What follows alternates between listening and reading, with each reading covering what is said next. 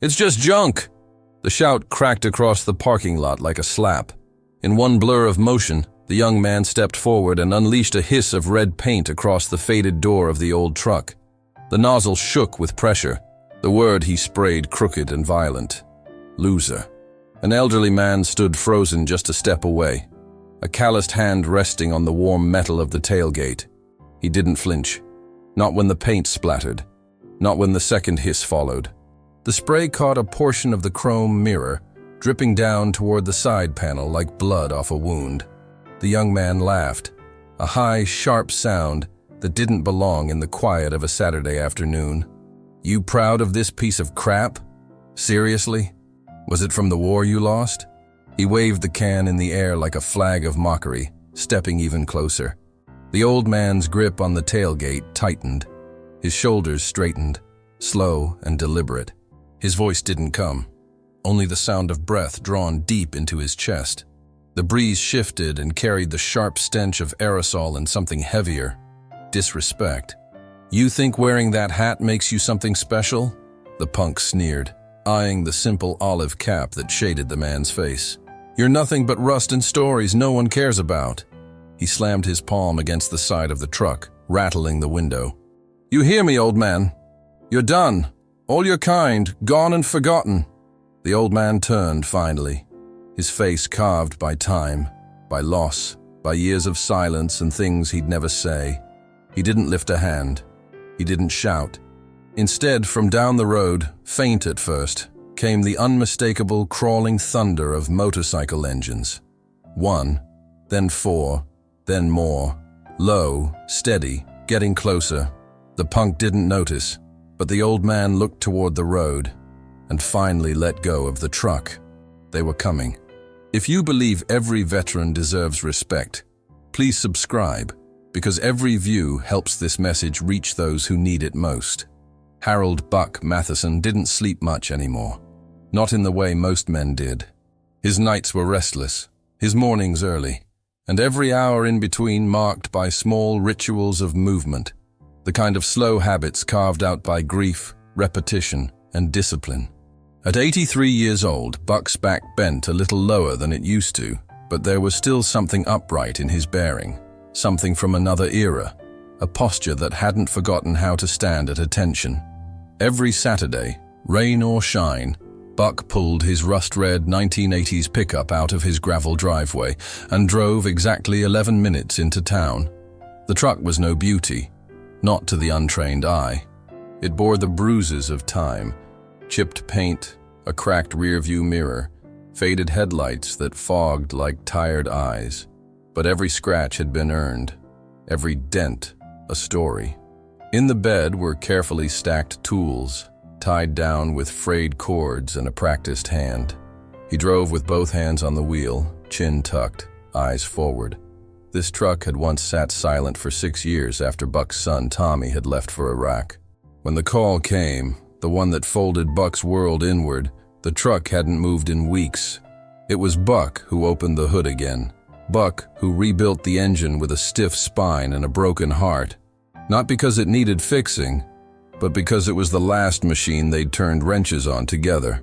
It ran now on more than fuel. It ran on memory. Every Saturday, Buck parked in the same spot beside the old hardware store. Always under the same pin oak tree, whose branches spread like arms above his truck. The sun would catch the chrome bumper just right as he stepped out in his flannel shirt, worn jeans, and that same olive cap. United States Marine Corps, stitched faintly above the brim. Not flashy, not loud, just his quiet declaration that he had once stood for something. Inside, he moved slowly, not because he had to, but because he took care in every step. Every screw and bolt he bought had a place. The cashier, a girl young enough to be his granddaughter, offered a polite smile and a practiced, "How are you today?" He returned it with a soft nod, his voice gravel and warmth, just picking up a few things for the gutters. Behind him, unnoticed, leaned a figure by the magazine rack. A punk in his early 20s, red mohawk jutting up like a warning, fingers twitching against the denim of a leather jacket. His eyes narrowed when he saw Buck. He said nothing then, just stared. As Buck turned toward the register, the kid turned too, stepping out a side door and into the heat. Outside, Buck lifted the tailgate, his hand pausing just briefly as he laid the first of his tools down into the bed. He ran his fingers along the inner rail, checking the tie-down points by habit. The metal was hot from the sun, but familiar. He didn't hear the punk approach until he was already beside the truck, pacing. "Nice rig, old man," the voice snapped, thick with mockery. Buck didn't look up. "You restoring it for your funeral?" Still, Buck remained silent, placing a small box of roofing nails beside a coil of rope. The punk leaned closer, voice rising. "You and your kind, clinging to all that flag and glory garbage. It's over. Nobody cares anymore." Buck turned, slow and measured, the sun catching the edge of his cheekbone. "You should be careful what you say when you don't know who you're saying it to." The punk stepped back, then smirked. "Whatever. I've seen your kind. All bark, no bite." With that, the first hiss of red paint cut the air like a snake striking. The nozzle sprayed with aggressive flourish, crooked letters seared onto the door like a wound. Buck froze. His left hand gripped the doorframe. Not hard, just anchored. Inside the store, the cashier gasped, but didn't step outside. Across the lot, a couple glanced up from their minivan but kept talking. No one moved. The punk raised the can again. "That ought to make it real clear what this junk heap stands for." The second spray arched lower, catching the tail of the first line. The paint shimmered wet in the sunlight. Buck's eyes didn't follow the vandal's hand. They locked on the word itself. Loser. A word meant to erase, to diminish. But it didn't, because Buck had seen real loss. Not this. Not paint. He closed the truck door, slowly. Inside the cab, barely visible through the sun-glared glass, hung a single item from the mirror, a faded dog tag. He reached into his back pocket, pulled out a cotton handkerchief, and dabbed at the edge of the paint, like wiping dust from a gravestone. Then came the sound. Faint at first, a deep, low hum. Not tires, not sirens, not wind. Engines. V-twin rumbles carried on the heat, approaching from the east road, the one that curved past the fire station. Buck didn't turn to look, but the punk noticed. He straightened slightly, his expression shifting. Confusion, then irritation. "What's that? More of your rusted relic buddies?" Still, Buck didn't answer. He tucked the handkerchief back into his pocket, folded neat, then placed one steady hand on the hood of his truck.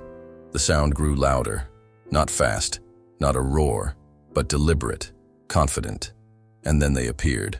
Black tires on blacktop, chrome glinting in the noonday sun. Rows of motorcycles rolling in tight formation, riders with patches, beards, leather, silence. At the head was one rider heavier than the rest, broad-shouldered, gray-bearded, his vest stitched with faded words. Legion Riders. The punk blinked.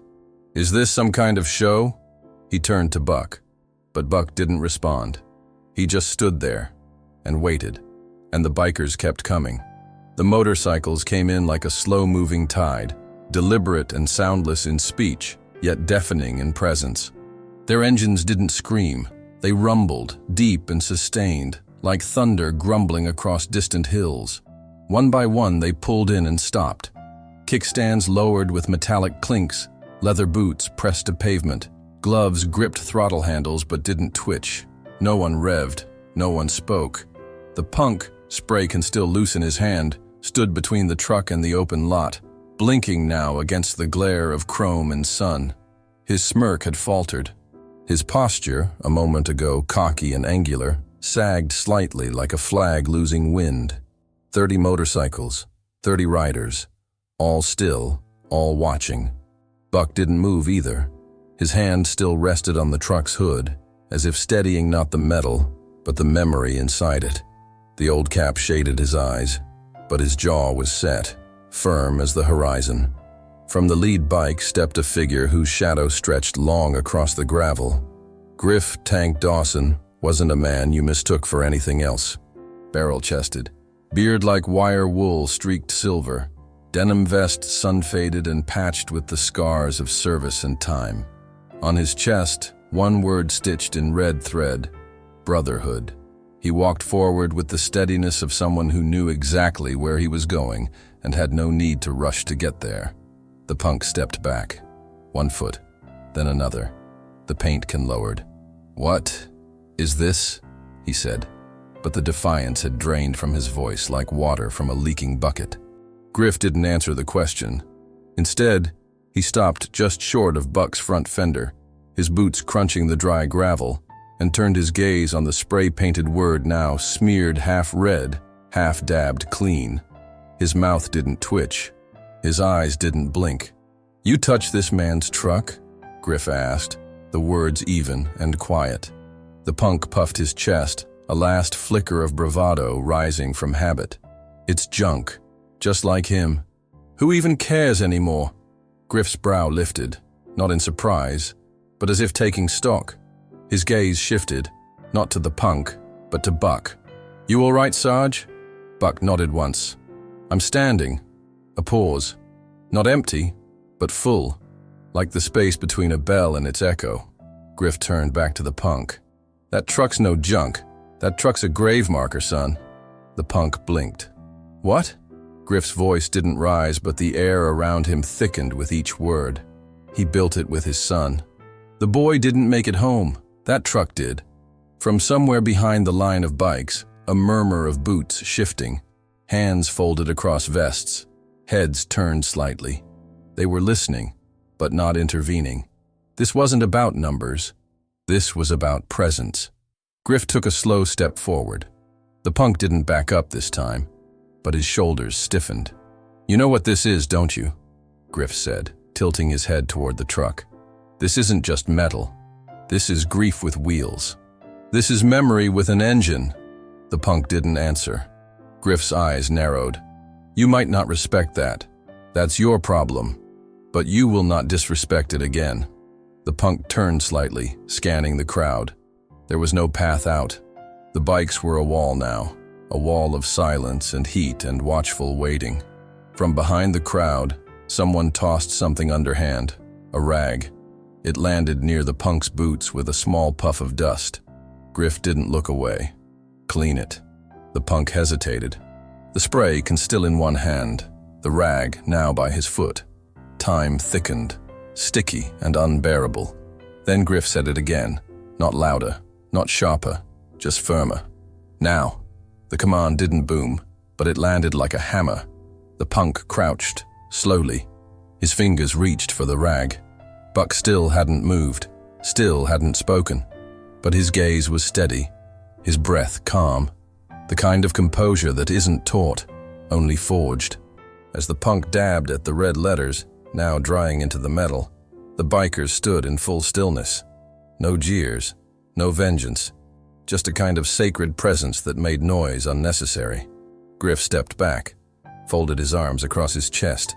The punk scrubbed harder now, the solvent biting at his fingers. A teenager nearby, who had lifted a phone to record minutes ago, now let it fall to his side. He didn't press stop, he just lowered it. A woman from the hardware store stepped out onto the porch, eyes squinting into the scene, her mouth slightly open, not in shock, but recognition. Buck didn't blink. As the rag moved over the final smudge of red, the truck's surface caught the sunlight again. Imperfect, weathered, but free of the insult. The punk sat back on his heels, breathing heavy, sweat along his forehead, solvent staining his palms. For the first time, he looked at the truck, really looked. His mouth opened, but no words came. Buck stepped forward, one step only. He looked at the young man, not with anger, not with pity, just quiet. Then he lifted the edge of his cap with one finger and nodded once. A wind blew through the parking lot. Leaves scraped the asphalt. The motorcycles did not move. Behind the young man, the chrome of the bikes caught fire in the sunlight. He was surrounded, but no one had raised a hand, and that silence was louder than any shout. The rag hung from the punk's fingers like a white flag, frayed and streaked with red. He didn't look up, not right away. He stayed crouched beside the truck door, like the shame had weight and his spine hadn't quite figured out how to carry it. Buck stood only a few feet away. He didn't speak, didn't gesture. His hands rested by his sides, fingers gently curled inward, as though holding back every story that could be said, and choosing instead the dignity of silence. The lot had fallen still again. A dog barked in the distance. A lawnmower started up 2 streets over. But here, beside the weathered red truck and 30 solemn bikers, the silence held like a sacred oath. Then came the sound of gravel shifting beneath boots. Griff stepped closer, one slow stride. The others remained where they were. Leather jackets unmoving, mirrored sunglasses glinting, chrome handlebars catching spears of sun like polished stone in a cathedral. Griff reached out and tapped the side of the truck once, just beside the last edge of smeared paint. His knuckle made a soft click against the metal. "You see this panel?" he said, voice low, aimed only at the young man kneeling on the ground. "That dent, right there, happened when Buck's son came home on leave. Barely 17. Slammed the door too hard after telling his old man he enlisted. He ran his thumb along the curve of the door. Didn't talk for a whole day after that. Not 'cause he was mad, because he was scared to lose him. The punk didn't speak, but his posture shifted, no longer defiant, but something else, something closer to listening. Buck stepped forward now, just one pace. His hand rose slowly, not to the boy, but to the hood of the truck. He pressed his palm there. The spot was warm from the sun, but his touch seemed to cool it, like memory settling into metal. "This truck," Buck said finally, his voice graveled with age but steady, "was rebuilt twice." He let the silence hang. The onlookers waited. Once when he turned 16. First time he turned a wrench with me. Right here in this lot. Same tree overhead, same oil stains in the dirt. He tapped the fender once, gently. The second time, after they sent his body home. The punk's head dropped. Not dramatically, just low enough to break eye contact with the truck. "I put this truck back together with the parts I could find," Buck continued. "Didn't fix the dent, never wanted to. That's the only thing he left behind that still had his fingerprints on it." Behind Buck, one of the bikers removed his helmet and held it to his chest. He said nothing. No one needed him to.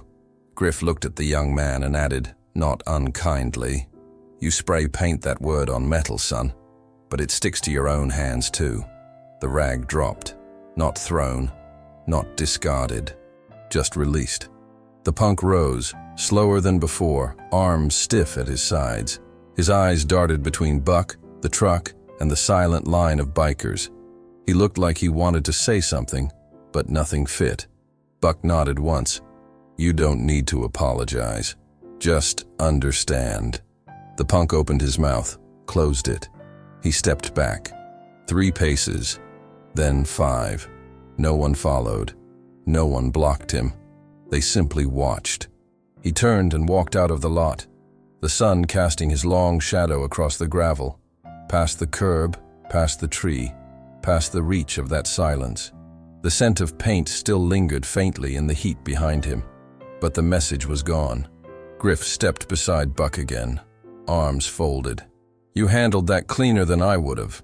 Buck didn't smile, but he did glance sideways and offer a quiet reply. Didn't fight the enemy to come home and fight the lost. Another pause. A low rumble of a cough came from one of the bikers. Then silence returned. From the porch of the hardware store, the owner, a heavy-set man in a tan apron, stepped out, holding something in both hands. "Buck," he called gently, "come take this." It was a cloth-wrapped packet, cleaning tools, polish, sealant, and tucked into it, a hand-painted American flag sticker, clean lines, done by brush. Buck walked over. He didn't refuse it. "On the house," the man said. "You keep that truck running, and if you want, we'll help you redo the whole side." Buck looked down at the tools, then at the sticker. "I think it's fine how it is." The store owner nodded. "Then it'll stay as it should." Buck turned and walked back toward the truck. Every biker watched him, heads dipped, eyes steady. One leaned against his saddlebag and murmured to the man beside him, He served in Korea, right? Yeah, and raised a son who went back in. Buck reached the tailgate, opened it. Inside, the same old toolbox, scuffed, labeled. A sticker on the inner lid read, Semper Fi. He pulled out a clean cloth, wiped the door one more time, even though it was already clear. Then he closed the tailgate gently, and from the dashboard inside, the sun glinted off a chain. Dog tags, one set, hung over the radio dial, swaying slightly in the breeze. The wind had shifted again. A dry gust passed through the lot, stirring flecks of dust into the sunlight and drawing the faint scent of motor oil and old pine from the nearby tree. Buck stood beside the truck, one hand resting against the door panel, as if steadying something inside himself. The tailgate remained closed, but what lingered now wasn't the stain of paint. It was the weight of what had just been witnessed. Across the street, curtains that had been pushed aside slowly fell back into place. Two teenagers with phones lowered them. Neither had filmed. Not anymore.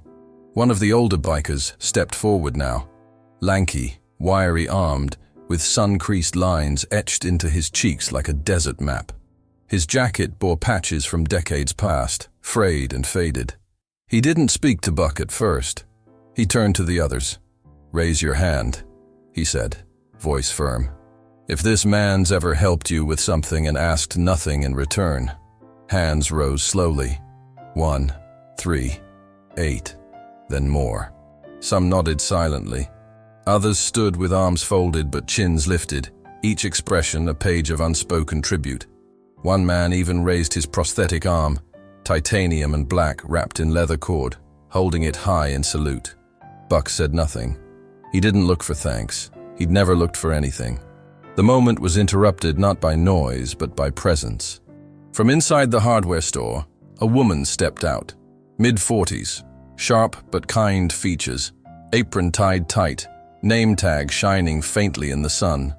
Her voice didn't rise, but it carried.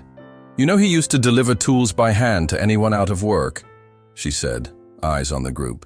"Never let folks pay him back. Said dignity doesn't live in wallets." The crowd was growing now, quietly. No sirens, no banners, just people walking closer. Some leaned against parked cars. Others stepped out of doorways. A young girl held her grandfather's hand and whispered, "Is that the man who built the benches at the Veterans Park?" The grandfather nodded. Buck didn't turn to acknowledge it. He merely folded the cleaning cloth he held, folded it into thirds, then slid it into his shirt pocket like a final act of closure. Griff Tank Dawson took one step forward and looked at the group. "We don't honor him because of what he fought in. We honor him because he never stopped showing up. For us." He turned to Buck, voice lowering. "You've stood alone for a long time, Sergeant. We're just here to remind you, you're not alone anymore." Buck's eyes, shadowed by the brim of his old Marine Corps cap, remained steady. But one blink lingered longer than the others. From the far end of the lot, an old man in overalls, quiet, nearly forgotten, stepped forward, holding a rectangular wooden box in both hands. He moved slowly, each step deliberate, until he reached the truck's hood. Without speaking, he opened the box.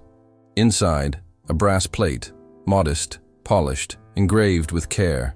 "In honor of Sergeant Harold Buck Matheson, builder, defender, neighbor."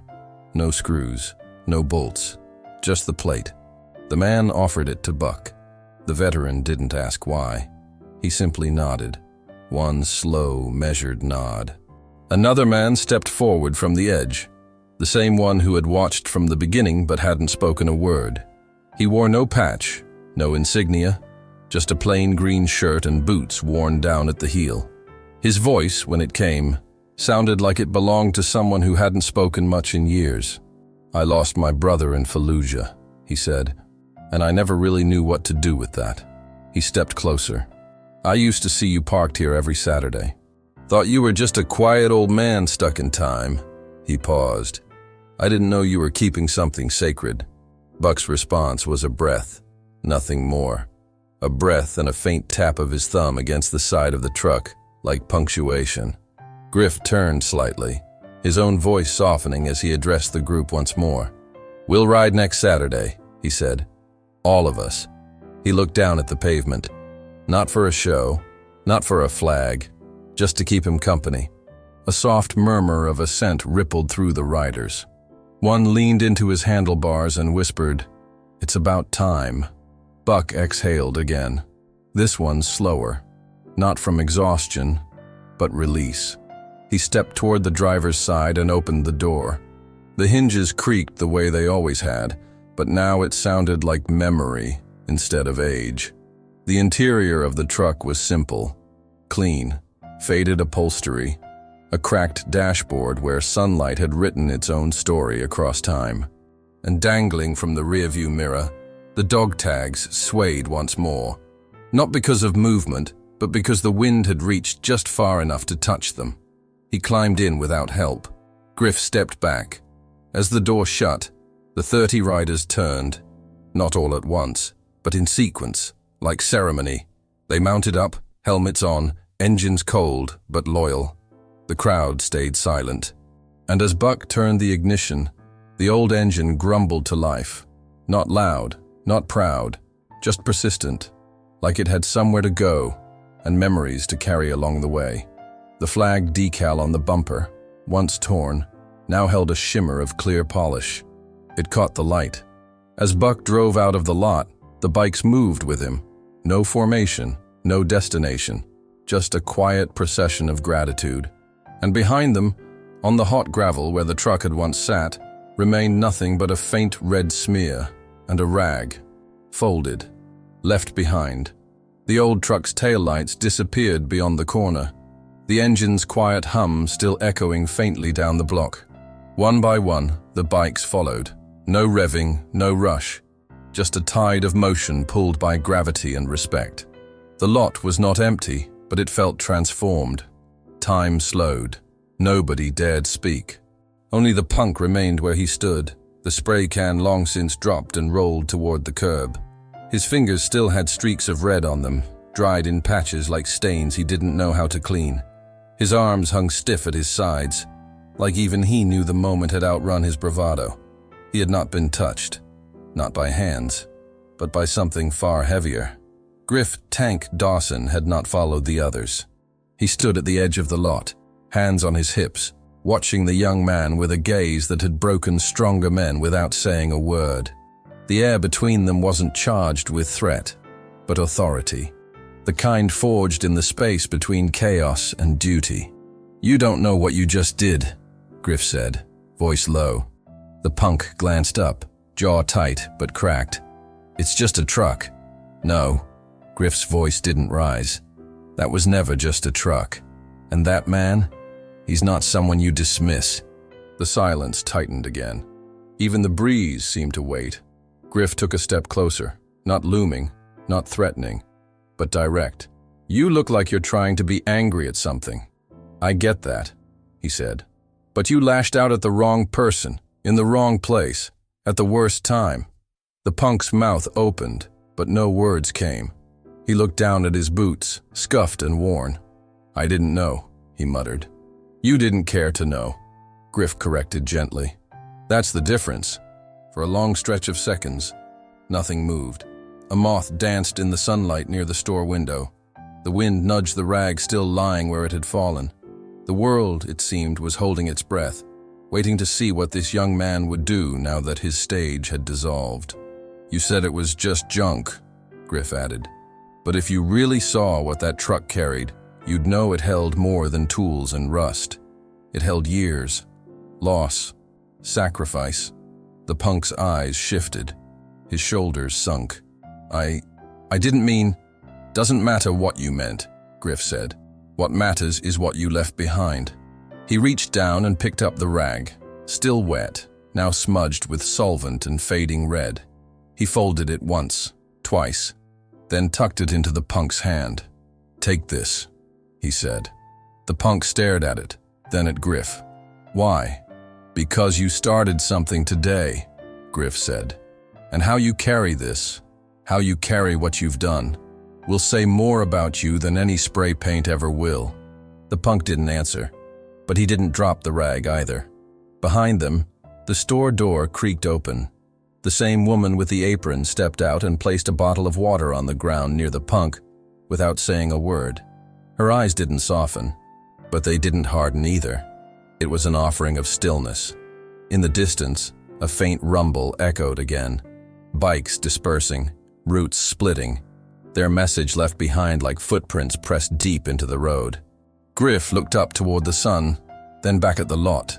His tone, when it came again, was almost a whisper. Some folks think silence means weakness, but in our world, he said, silence is the loudest thing we've got. He turned and walked away, his boots crunching the gravel with calm finality. The punk remained there, in the silence he had created, in the space left behind, by men whose strength didn't need shouting, in the aftermath of a moment that would echo far longer than the sound of any engine. The rag in his hand felt heavier now, and for the first time, he folded it, carefully, not because someone told him to, but because something inside told him it was time to start learning the weight of things. The sun had shifted by the time Buck returned. Not long, maybe an hour, but enough for the shadows in the parking lot to soften. The heat had settled into the pavement, and the chirp of cicadas began to rise in the trees across the street. His truck eased into the same parking spot without resistance, like it had every Saturday for years. The hiss of the brakes, the low whine of the engine turning off, and the rustle of an old Marine Corps jacket as Buck climbed down. All familiar sounds, all routine. But today, something was different. As he stepped from the truck, his boots meeting gravel with slow precision, Buck paused. The paint was gone. Not perfectly. Faint pink streaks remained like the shadows of an old wound. But the word itself, the insult, had been wiped away. Cleaned not by water, but by consequence. He stared at it for a moment, then opened the tailgate. Inside were the same tools, the same old rag he'd kept from years ago, faded from blue to gray. He ran it once across the top of the toolbox, then folded it neatly. His movements were exact but unhurried. Decades of ritual don't change overnight. Just then, the glass door of the hardware store pushed open with a low creak. Griff stepped out, his denim vest traded for a simple work shirt today. No patches, no club insignia. Just a man. His hands were in his pockets. No one else followed him. He stopped near the truck but didn't speak right away. Buck didn't look up. Griff finally broke the silence. Paint came off easier than I expected, he said. Buck kept wiping the tailgate, slow and measured. Most things do, if the hands are steady. Griff gave a small nod. Kid didn't argue. Not after. I noticed, Buck replied. There was no pride in his voice, no satisfaction, just observation. Griff walked around the front of the truck, stopped near the driver's side mirror, where the worst of the red had run like blood that morning. He touched the cleaned surface lightly, almost reverently. Didn't tell him your name, Griff said. Didn't need to, Buck answered. Names don't fix disrespect, actions do. Griff nodded again. I told him that truck wasn't just steel and bolts. Buck looked up now, his eyes tired but alert. It was the last thing Tommy touched before he deployed, he said. Every dent has his hands in it. Every bolt was tightened by both of us.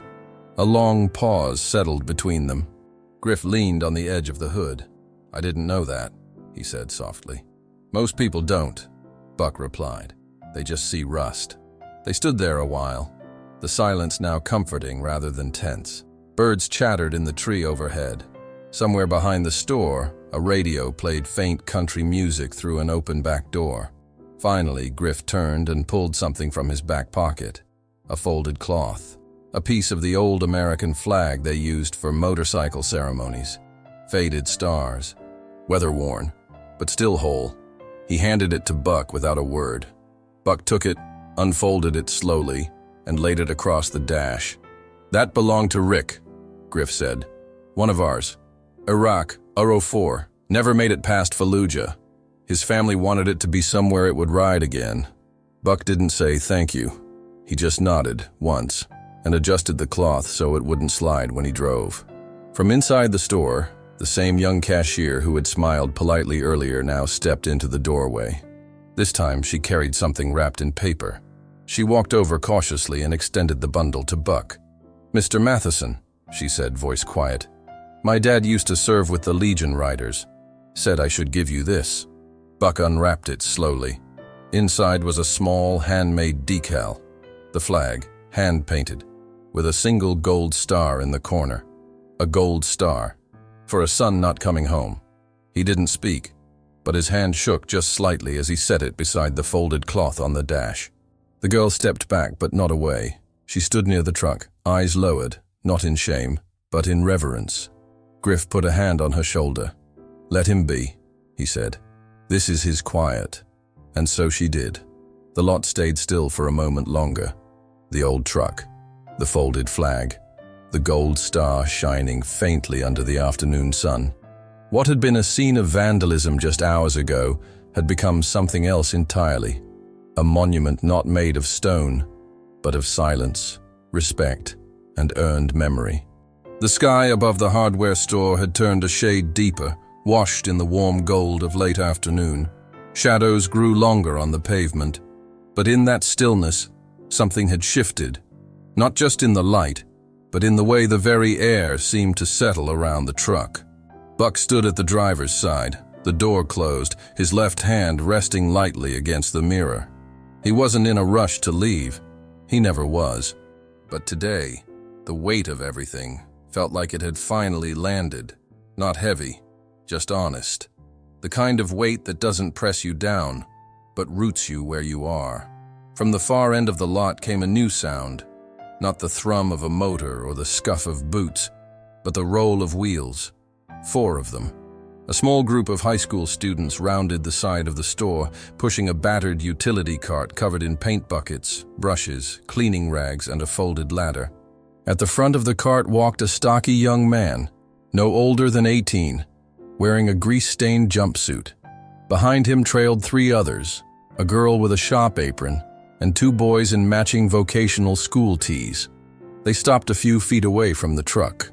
The boy at the front cleared his throat.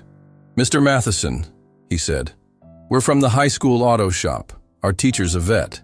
Said we should come ask permission before we touched anything." Buck turned slowly, eyeing the cart, then the group. The girl stepped forward and lifted a small stencil from her apron pocket. Just cardboard, nothing fancy. But cut into it was the shape of a flag. Not waving, just standing still. Beneath it, one word: respect. "We wanted to repaint what got ruined," she said. "Not to fix it, just to make it right." Buck didn't answer at first. He looked from the stencil to the spray cans, then back to the young faces. Not one of them looked away. Finally, he gave a slow nod. "Back panel, passenger side," he said. "That's where the boy ruined it." The girl gave a tight smile, the kind you give when you're nervous but grateful. "Yes, sir," she replied. "We'll keep it clean." The cart rolled forward. Griff gave Buck a look, a quiet one, loaded with meaning, and then stepped aside, folding his arms. As the students began prepping the panel, Buck moved to a nearby folding chair that someone, no one knew who, had placed just beneath the tree. He eased down onto it and let his eyes follow every movement. The sound of brushes being shaken, paint lids opening, the shuffle of canvas shoes on gravel. It all blended into a kind of soft, sacred rhythm. The flag decal was painted with deliberate strokes. Clean lines, bold color. The word respect wasn't sprayed. It was painted with a bristled brush, by hand, one letter at a time. As they worked, a small crowd began to gather. No one spoke. They simply arrived, from side streets, store aisles, and porches, all of them drawn by something unspoken. By now, there were at least a dozen onlookers. Some carried bags from the market, some just stood with folded arms, others leaned against vehicles. A woman in her 60s took off her sunglasses and wiped her cheek, though there were no flies or sweat. And then came the rumble. 1 motorcycle, then 5, then 10 more. Griff turned and smiled faintly. The riders were back. They didn't flood the lot. They parked slowly, filling the spaces along the curb in a perfect line, like a row of statues carved from chrome and black leather. Helmets came off. Some rested them on handlebars. Others tucked them under their arms. But none spoke. Not one. Tank, his name stitched now in gold thread across his vest, dismounted last. He approached Buck without fanfare and stood beside the chair. His eyes went to the truck, then the brushwork, taking shape on the rear panel. "You don't owe that boy anything," he said quietly. Buck nodded once. "I know," Tank continued, "but giving him a path back might keep him from walking into worse." Buck didn't answer. He didn't need to. His presence was his reply. And just then, as if on cue, the punk appeared. He came around the edge of the store, slower than before. Not swaggering, not yelling, just walking, hands at his sides, shoulders lower, eyes drawn to the ground. He wasn't wearing the leather jacket anymore, just a white t-shirt stained at the collar. He paused a few feet from the growing crowd. The distance between him and Buck could have been a mile. No one acknowledged him, but no one dismissed him either. He stepped closer, then stopped again. Buck looked at him, long and steady. The young man swallowed hard, then turned to the students painting the truck. "I can help," he said, voice nearly breaking. "If it's okay." The girl looked to Buck. He nodded, and the boy picked up a brush. He knelt beside the rear panel and dipped the bristles into a fresh batch of navy blue. His hands weren't steady, but they didn't shake either. As he painted, one of the riders stepped forward, a tall, silent man with a silver beard and boots that had seen desert sand. He didn't say a word, but he placed one large hand on the punk's shoulder. Not heavy, just there. And the boy kept painting. The brushstrokes slowed as the sun slipped a little lower in the sky. The light turned soft, amber-hued, catching the curve of the rear panel and the worn steel of the truck's handle. The young man who had stained the paint now sat cross-legged on the pavement, gently filling in the outline of the final letter. His knees were dusty. A smudge of blue streaked across his cheek, but he never once looked up. Not out of shame now, but out of focus. Buck hadn't moved from the chair under the tree. He sat with the kind of stillness most people forgot how to carry. Not stiff, not rigid, just present. His cap cast a shadow over his eyes, but every glance toward him held reverence. He was watching, not just the paint, the boy, the town, the silence. Around them, the bikers remained lined up, arms crossed, leather vests bearing years of wear, patches half faded by sun and time. They didn't speak. They didn't shift. They stood like a wall of iron without a need to threaten.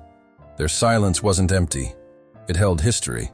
The boy finished the final brushstroke and leaned back on his palms. The flag was small, tucked into the curve above the word respect, painted bold, with care. No fancy fonts, no screaming colors, just honesty. He rose slowly, rubbing his palms together like he didn't quite know what to do with them. His eyes finally lifted, just briefly, to meet Buck's. I didn't know who you were," he said, voice small but clear. Buck didn't respond with words. He looked at the truck, now drying in the warm air, then back to the young man. He raised his chin. That was all. The boy blinked once. His throat worked. And then, as if some weight loosened in his chest, he simply nodded and stepped back. One of the students handed Buck a clean rag to hold. Just instinct, nothing rehearsed. He took it and walked over, placing a firm hand against the panel where the paint still glistened faintly in the light. His fingers pressed into the metal, as if reading something only he could feel. Behind him, Griff Tank Dawson stepped closer, just enough to stand by his shoulder. "You never told me your son painted this truck the first time," he said softly. Buck didn't turn. "Painted it once," he said. "Scratched it up when he was 15. Tried to sand it all himself. Left half of it patchy. I didn't fix it." Griff smiled faintly. "Why not?" Buck's eyes stayed on the panel. "Because I wanted to remember the mistake," he said. He learned from it. "You don't need perfect lines to make something yours." The wind moved gently through the leaves above them, stirring the edges of the flag decal now reborn in paint. Somewhere behind the store, a wind chime caught the current and sang 3 soft notes. The crowd was thinning, slowly. No one rushed. Some left nodding quietly. Others remained still, as if waiting for a final word that would never come.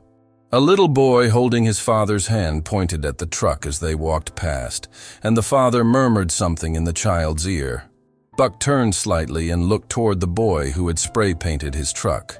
The young man stood near the cart now, arms folded but not defensively. He looked smaller, not humiliated, just hollowed out a bit, like the fire in him had turned to something else. "You got a name?" Buck asked. The boy blinked. "Liam." "Liam," Buck repeated. "You ever learned to sand metal properly?" Liam shook his head. "No, sir." Buck nodded once, slow. "Come by next Saturday," he said. 9 sharp. Bring gloves." Liam didn't answer, but the expression that passed over his face wasn't one of pride or gratitude. It was something softer, like the ground beneath him had shifted just enough to make space for something new. Tank looked over at Buck, one brow raised. Buck shrugged lightly. "Figure if someone's gonna learn, might as well be on something that already mattered." Tank chuckled once, deep and low. "You always had a strange sense of mercy." Buck's voice, when it came, was firm but quiet. "Mercy isn't forgetting, it's remembering, and giving the kid a chance to carry it different." At that, Tank said nothing more. The 2 men stood side by side, one in a vest of old wars, one in a cap that shaded eyes that had seen too much. Behind them, the line of motorcycles shimmered slightly in the gold of the falling sun. No one mounted up yet. They were waiting, not for orders, not for drama, but because the moment wasn't finished. And then, without prompting, one of the riders stepped forward. He was the oldest among them. Weathered hands, face like carved stone. His jacket bore only one patch, a single word over the heart. "Doc." He approached the boy, Liam, who stood frozen as the man extended a hand. Not a handshake, but something held in his palm. Folded canvas, deep olive, frayed at the edge. Liam took it hesitantly and unfolded it. A shop towel, stained with red, not paint, blood. Doc spoke only once. "I used that to wrap a leg in Kandahar. Saved a man with it." Liam stared at him. "You keep it. Learn why things are worth more than noise." Then the man turned and walked back to his bike. The towel remained in the boy's hands. His fingers clenched it tight. And Buck, standing beside the truck his son once painted, whispered only 2 words. "That'll do." The last of the light leaned westward across the parking lot, throwing long shadows from the bikes and trucks and trees. The day's noise had thinned to a hush. Only the wind and the slow tick of cooling engines lingered in the air. Even the birds seemed to sense it, this pocket of quiet, heavy with something deeper than silence. Buck remained by the truck, his knuckles resting gently on the curve above the wheel well. The paint had dried. The insult had been buried beneath brushstrokes of redemption. But something more remained unsaid. He turned at last to face them. Not all of them, not even those who waited, just the boy, just the bystanders, just the ones who hadn't known until now. "This truck," Buck said, the words dry and even, "was never meant to be pretty." Liam stood near the bumper, still holding the shop towel from Doc, his knuckles whitening slightly with the grip. His eyes flickered upward, uncertain. Buck continued. "Not for drama, not for pity, just truth. I bought it the day my son turned 13. Thought it'd be something we could build together. Something slow, real. Figured by the time he turned 16, it'd be his." He looked at the rearview mirror, cracked but intact. "We replaced the transmission on our backs in a gravel driveway. We welded that bed rail on a rainy Thursday. He burned the paint once trying to cut a decal by hand. He said it gave the truck character. A breath. Not long. Just enough to gather the weight of memory. He drove it 3 years, then joined the United States Marine Corps. Volunteered for the same unit I served in." The breeze stirred. One of the flags on a biker's vest flapped once, crisp against denim. 2 weeks before his deployment, he came back here, changed the oil, cleaned the rust from under the wheel wells, left a note in the glove box that I still keep. His fingers tapped the edge of the fender. He didn't come home. Buck didn't lower his eyes, didn't falter. The tone never changed, as if this was a story told not to break hearts, but to remember one. They gave me a folded flag. That one, he added, gesturing toward the sticker on the back window, tattered, but still holding. And they asked what I'd like them to do with his gear. He looked at the truck. I told them to put it in the bed. Tank stood nearby, shoulders squared, jaw tight. His eyes didn't leave Buck once. I rebuilt the truck after the funeral, Buck said. Not because I needed it, but because he never got the chance. A long pause settled over the lot. No one shifted, no one stirred. This isn't nostalgia, Buck said finally, voice even softer now. It's memory. It's weight. It's the sound of my son's voice every time I start the engine. He stepped back from the truck and looked across the line of bikers. The leather, the sunburned hands, the patches and pins and burn scars half hidden under sleeves. This isn't about me, he added. This is about every man who lost a reason to keep fixing things, and every one of you who still does it anyway. Griff Tank Dawson cleared his throat once, not to speak, just to steady himself. And then a voice rose, not loud, not commanding. A man from the crowd, one who hadn't spoken all day. Middle-aged, ball cap low, work boots and a slight limp in his walk. He stepped forward, cradling something in both hands. A license plate. It was old, rusted at the corners, but painted across the center in thick, steady letters. Semper. He held it out to Buck. You helped pull my brother out of the mess at Quezon, the man said. You don't remember me, but I remember you. Buck took the plate, quietly, turned it over once in his hands, then nodded once, deep. The man stepped back. Others came forward then, not in a rush, not in a flood, just one at a time. A hand on his shoulder, a set of keys held high in silent salute, a folded photo of another Marine held between two fingers, offered without words. And behind them, Liam still stood by the bumper, still gripping the towel, but now his shoulders were straighter. He wasn't crying, he wasn't fleeing, he was present, he was listening, and when Buck turned back to face him, there was only one thing left to say. 7 minutes, Buck said. That's how long it took you to write something cruel on something sacred. He paused, stepped closer. But 1 hour later, you helped repaint it with your hands. Liam met his eyes. Buck gave a small nod. That matters. And in that moment, with the parking lot still, the paint drying, the bikers holding the line, and the breeze tugging gently at the torn flag sticker on the window, respect was no longer a demand. It was simply understood. The sun hovered just above the hardware store's tin awning, casting golden lines across the gravel and chrome. It warmed the truck's hood, the places where solvent had removed the damage, and the fresh edges where care had been applied like balm. The air was still, not empty but held, as though something sacred had just passed through. No one rushed to leave. No engines turned over. There was no applause, no parade, only presence. The first act of recognition came from the store's owner, an older man with a tape measure clipped to his belt and sawdust in the creases of his fingers. He stepped out quietly, holding a small envelope. He didn't speak much, just extended it toward Buck. Free full detailing, he said simply. On the house. Buck looked at the envelope, then the man, and nodded once. Appreciate that. The owner nodded back and stepped away, adjusting his hat as though to hide emotion better left unspoken. Near the checkout window, the young cashier, the one who hadn't known Buck's name earlier, walked out with a notepad and pen. She paused by the truck and scribbled something quickly, tucking the note under the wiper blade. Then she hurried back inside. Buck wouldn't read it until much later.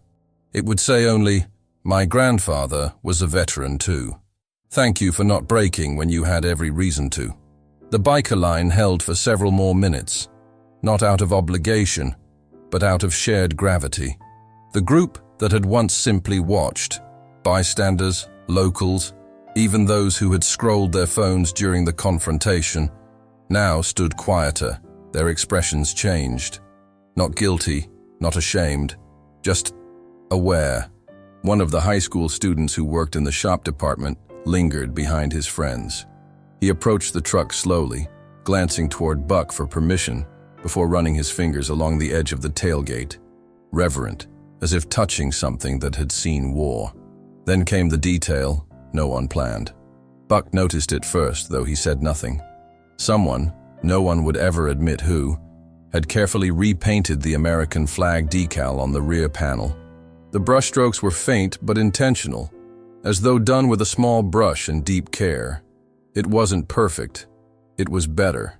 There was no signature, no label, only respect. Buck stood in silence, his eyes lingering on the newly restored stars and stripes. They reflected faintly in the chrome of the side mirror. He ran a finger along the edge, a man tracing something not of ink and adhesive, but of memory. Beside him, Tank stepped forward. He had removed his vest, revealing the faded United States Marine Corps tattoo, inked just below his collarbone. He didn't speak. He just stood shoulder to shoulder with Buck. "I never thanked you," he said finally. Buck didn't look over. He just gave a slight nod. "You just did." More began to gather. Not in crowds, but in twos and threes. A couple in their 70s sat on a nearby bench and watched quietly. A young father lifted his daughter so she could peer over the edge of the truck bed, whispering something about the kind of man we honor. And then quietly, the boy, Liam, returned, still in his scuffed jacket, still wide-eyed. He didn't approach fast, nor did he carry the rag anymore.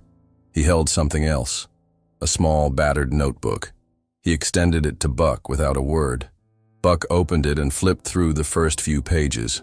Rough sketches, bikes, trucks, faces. Then, a drawing of the truck, the lettering half finished, the paint can still visible. But below it, another version, clean, bright, restored. He looked back at Liam. "I want to be better," the boy whispered. Buck looked at the notebook again, then handed it back. "Then remember what you did," he said softly, "and do more of the opposite." Liam nodded. It wasn't loud, it wasn't dramatic, but it was real. And when Buck turned toward his truck once more, the weight that had sat behind his eyes for most of the afternoon seemed to lift just slightly. The crowd didn't need a speech. They didn't need closure. They had witnessed. And when the old man finally climbed back into his truck, one boot at a time, and shut the door with a firm click, the bikes didn't rumble to life. Not yet. They waited until he was ready. And when Buck gave one nod toward Tank, the president of the riders rolled his wrist, and the engines stirred.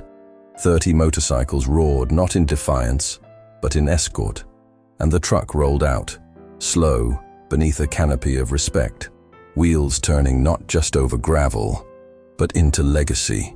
If stories like this resonate with your heart, like and subscribe for more untold moments of honor and kindness. Let us know where you're watching from, and if this moment brought back memories you carry with you. The best way to honor their memory is to keep listening. Click on the suggested video now, and we'll walk together through another untold chapter of courage and sacrifice.